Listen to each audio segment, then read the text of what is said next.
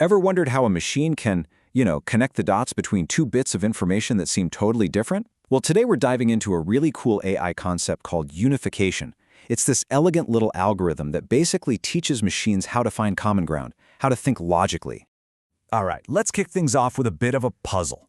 Take a look at these two expressions on your screen. On one hand, you've got loves John X, and on the other, loves Y Jane. So the big question is, how can a computer possibly figure out that these two statements could actually be talking about the very same thing? Well, the answer, believe it or not, is this really neat algorithm called unification. It's a super powerful technique that lets an AI find those hidden connections between statements that, look different at first glance. It's what allows it to actually perform logical deduction. Okay, so what is unification really? Let's dive in and break down the rules of the game.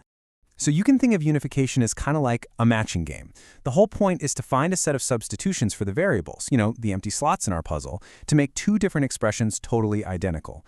It's really like finding the perfect puzzle pieces to make both sides match up. Now, before we get any further, there's a super important distinction we need to get straight. We've got two things here, variables and constants. Variables, like the X or Y, they're basically placeholders, right? They can be replaced.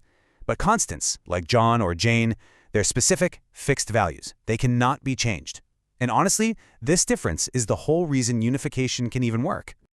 Okay, theory is one thing, but let's make this real. Let's walk through an example, step by step, and see how this thing actually works its magic. So here's our goal. We want to unify loves John and X and loves Y Jane. The way the algorithm does this is actually pretty straightforward.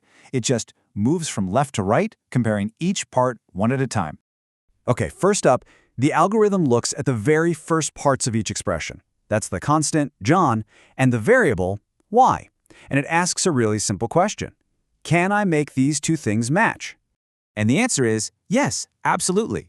Because Y is a variable, it's a placeholder, we can just swap it out for the constant John. And boom, that's our first substitution. We write it down as Y/John. So what's next? We apply that substitution across the board. So anywhere we saw a Y, we're going to put John instead. That means loves Y Jane now becomes loves John Jane. And just like that, you can see our two expressions are already way closer to being identical. All right, let's keep going. The algorithm now shuffles over to the next part, comparing the variable X with the constant Jane. And hey, it's the same deal as before. We can totally make these match. We find our second substitution. We can replace the variable X with the constant Jane. So our new rule is X/Jane. So we apply that last rule, and what do we get? Success! Both expressions become loves John Jane. They're identical, a perfect match.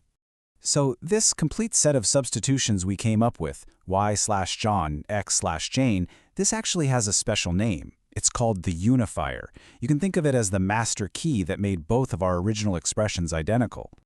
All right, so this is a pretty neat logical trick, right? But you might be wondering, where is this actually used? Is this just a textbook thing? And the answer is no way. This is not just some abstract exercise. It has some seriously powerful real-world applications. I mean, for starters, it's the absolute engine behind Prolog, which is one of the classic AI programming languages built entirely on logic. It's also used in automated theorem proving, that's systems that help mathematicians check these incredibly complex proofs. And it's not just old school stuff. Even today, it's working behind the scenes in modern programming languages like Haskell and ML, helping compilers figure out what's what in the code.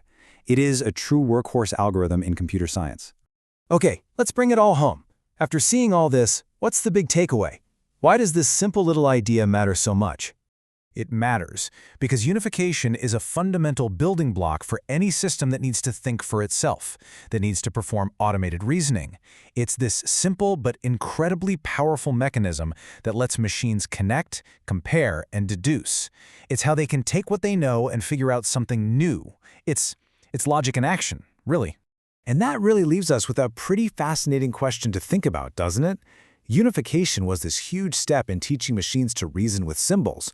But now, as AI starts to tackle much more complex, much more human problems, you have to wonder, what's going to be the next fundamental building block?